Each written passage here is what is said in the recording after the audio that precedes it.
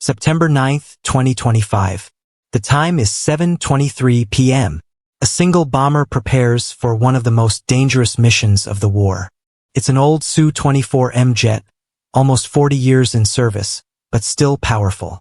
Under its wings hang two Storm Shadow missiles. Each one weighs over a ton and carries a 450-kilogram warhead designed to smash bunkers deep underground. The target lies far away, two Russian headquarters in Donetsk, 850 kilometers from the runway. If these command centers stay standing, a massive Russian tank offensive could surround and crush Ukrainian troops. On paper, the Storm Shadow can strike from 250 kilometers away. But in reality, the pilot must fly dangerously close, just 15 kilometers from the target, to make sure the missiles hit. That means diving into an area filled with Russian radars, air defense systems, and fighter jets. No escorts, no backup. Just one pilot, his aircraft, and his skill to survive. One mistake could cost him everything. And yet, the mission begins. The 41st Army and the 20th Corps had gathered hundreds of tanks, armored vehicles, and artillery for a massive attack. If they broke through, Ukrainian soldiers on the front could be trapped, surrounded, and destroyed. For Ukraine, the stakes couldn't be higher. If this attack succeeded, it wouldn't just cost territory, it could cost entire regiments of soldiers. But stopping a force that big isn't easy. Ukraine didn't have the time or the resources to meet the tanks head-on. Fighting them on the battlefield would mean certain defeat. So the strategy had to change. Instead of fighting the steel, Ukraine would target the brain controlling it. The Russian headquarters in Donetsk, two buildings that weren't just offices, but the nerve centers where orders were given, where intelligence was processed, and where attacks were coordinated. Destroy those headquarters, and the Russian offensive would collapse before it even began. This was the reason for the mission. The bomber wasn't just carrying missiles. It was carrying Ukraine's only chance to stop disaster. Ukraine's intelligence teams noticed something unusual. Strange bursts of Russian radio traffic appeared on special frequencies, the kind only top commanders use. It wasn't random chatter. It was the sound of planning. By tracing those signals, Ukraine made a shocking discovery. Two industrial buildings in Donetsk weren't just factories anymore. They were the secret headquarters of Russia's 41st Army and 20th Corps. At the Topaz radio factory and the Donetsk metallurgical plant, Russian generals were directing the entire front line. Orders, supply chains, artillery strikes, everything ran through those two sites. Ukraine now had a choice. Face hundreds of tanks on the battlefield, or cut off the commanders controlling them. The answer was clear. Destroy the brains, and the body would collapse. This wasn't just about hitting buildings. It was about shutting down an entire offensive before the first tank could even roll forward. The plan was bold and surgical. First, the Su-24 would carry two Storm Shadow missiles close to the target. But it would not go alone. A swarm of smaller machines would create chaos in the sky. Drones launched from secret bases would act like a noisy orchestra. Some drones were decoys, they would appear on radar and draw attention. Others were attack drones, designed to strike radar sites and power systems. At the same time, Ukraine fired 3 Peklo cruise missiles toward the same area. These missiles were not decoys. Their job was to hit first and cause panic, to force officers into shelters and overload the defenses. A group of kamikaze drones would attack radar stations and command vehicles. 7 special drones had a precise job: damage power cabinets and backup systems that fed the radar controls. The goal wasn't a complete blackout, just short, critical gaps in the enemy's warning systems. All of this was controlled from an underground command center in Kiev. Operators watched live maps and drone feeds and adjusted the plan in real time. When the radar operators saw dozens of targets and false echoes, their systems became confused and slow. That confusion would open a narrow window, the only chance for the Su-24 to approach. The Su-24 would fly at very low altitude, hugging the ground and using terrain to stay hidden. Its pilot relied on old-school skill and new electronic tricks to slip past radars.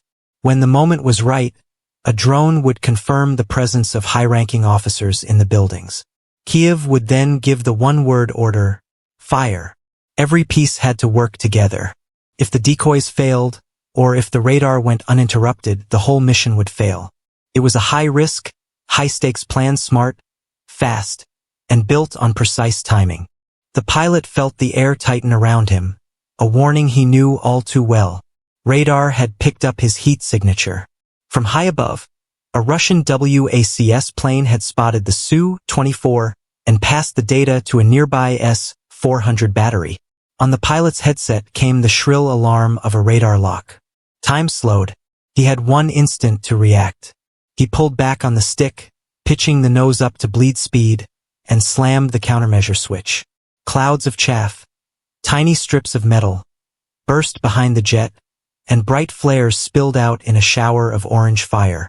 The missile seeker, fooled by the sudden heat and metal, turned away. A massive explosion lit the sky far behind him. For a beat, the pilot didn't breathe. Then he shoved the nose down and dove back toward the tree line, disappearing into the dark. At just 50 to 60 meters above the ground, the jet skimmed between treetops and power lines, the world a blur outside the cockpit. Flying this low made radar see nothing. The earth itself became his shield. But danger still roared close. Russian air defenses were active, and nearby fighters could arrive any second. The pilot rode the plane like a wild animal, trusting his training, the jet's old terrain-following radar, and a new NATO-built electronic system that hid some of the plane's signals. Around him, the sky was chaos. Kamikaze drones crashing into radar sites, Peklo missiles striking towers, and false targets blinking on enemy screens. That confusion was his only chance. He threaded the needle, aiming for the tiny window the drones had opened. Every move had to be perfect. 1 wrong turn, 1 missed flare, 1 second too slow, and the missile he dodged would become his end. But he kept flying, focused on the single goal: reach the launch point and give Ukraine the strike it needed. Lights flashed on the command screen, red icons moving fast. The Peklo missiles came in first, slicing through the night toward their targets. 2 were hit by air defenses, exploding in fireballs. But the third found its mark. It slammed into the communications tower on the Topaz factory and shredded the antennas. Panic spread instantly. Radio lines cut out. Officers inside the Topaz headquarters scrambled for answers. Alarms screamed. People ran for shelters, and confusion spread like wildfire. That chaos was the exact moment Kiev had waited for. A drone overhead confirmed the buildings were active and that high-ranking commanders were inside. The word from Kiev came cold and flat on the pilot's radio. Fire! 2 Storm Shadow missiles slipped free from the Su-24's wings and began their silent flight. The pilot banked hard, dropping low and pushing the jet away from the blast zone. Seconds later, the first missile dove straight into the ground near the Topaz site. Guided by a tracking drone, it found an underground ventilation shaft and punched through meters of reinforced concrete. The big warhead exploded deep below the surface, and the blast tore the command bunker apart. Inside, many senior officers and their staff were killed or trapped. Less than a minute later, the second Storm Shadow hit the Donetsk metallurgical plant. Its shaping charge pierced the concrete roof, and then the heavy main warhead drove into the command center. The explosion blew the building from the inside out. Floors pancaked, steel frames buckled, and a huge cloud of smoke and dust swallowed the site. When the dust settled, 2 headquarters were wrecked, communications destroyed, leaders killed, and the enemy's nerve center shattered. Russia tried to cover it up, but the damage was impossible to hide. Phones went silent. Encrypted radios stopped working. Orders that usually took minutes now took hours, sometimes days. Artillery batteries that relied on quick coordinates from headquarters were suddenly blind and deaf. Their fire turned random, wasting shells on empty fields. Behind the front lines, hundreds of tanks and armored vehicles sat waiting. They couldn't move without fuel and ammunition orders. But the officers who gave those commands were gone. Convoys froze in place, stuck in depots, unsure when or where to go.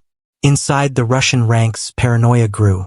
Surviving commanders no longer trusted their own systems. They broke into smaller groups, moved constantly, and refused to stay in one place too long. That made them harder to hit, but it also crippled coordination. Meetings became shorter, decisions slower, and suspicion spread like poison. Some even believed there were traitors inside their own ranks feeding Ukraine information. For Ukraine, this was a golden opportunity. With Russia's brain cut out, Ukrainian forces seized the initiative. Special forces slipped through gaps in the lines, raiding supply routes and ambushing weak points. Artillery that once feared Russian counterfire now hunted freely, striking with confidence. Small advances that normally took months suddenly happened in days. The battlefield flipped. Ukraine was no longer reacting to Russia's moves. It was dictating the pace and the place of the fight. This wasn't just the story of two destroyed buildings. It was proof that smart intelligence, precise strikes, and careful planning could cripple a much larger army. In modern war, it's not always the biggest guns that win. It's the side that can think faster, strike smarter, and hit the enemy where it hurts most. That single mission changed everything. The strike showed the world that even Russia's most protected headquarters weren't safe. It proved that Ukraine, with fewer jets and fewer missiles, could still outthink and outmaneuver a much larger army. For Russia, it was a humiliation. Their best defenses, radars, S-400 systems, electronic jammers, all failed to stop two missiles. Generals who thought they were untouchable learned that no bunker was deep enough. For Ukraine, it was a message of hope. Every soldier on the front line saw that their fight wasn't hopeless. If a single Su-24 with storm shadows could break the enemy's brain, then every drone strike, every sabotage mission, every clever plan could push the war closer to victory. And for the world, it sent a warning. Modern war is no longer about who has the biggest army. It's about precision, timing, and intelligence. A smaller force with the right tools and the right brains can defeat a giant. The Donetsk strike became more than just a battle. It became a lesson in the future of warfare, where information, speed, and smart technology matter more than sheer numbers. And it reminded everyone of a hard truth. In war, sometimes one night, one pilot, and one decision can change the entire course of a conflict. The Donetsk strike wasn't just about missiles hitting buildings. It was about a smaller nation proving that intelligence, courage, and precision can bring down even the strongest enemy. It was a turning point, and a warning to every army in the world. No command post is ever truly safe. If you found this breakdown eye-opening, hit that like button and share it so more people can see how modern war is really fought. And don't forget to subscribe, because the next strike, the next secret mission, could rewrite history again, and you'll want to know the full story.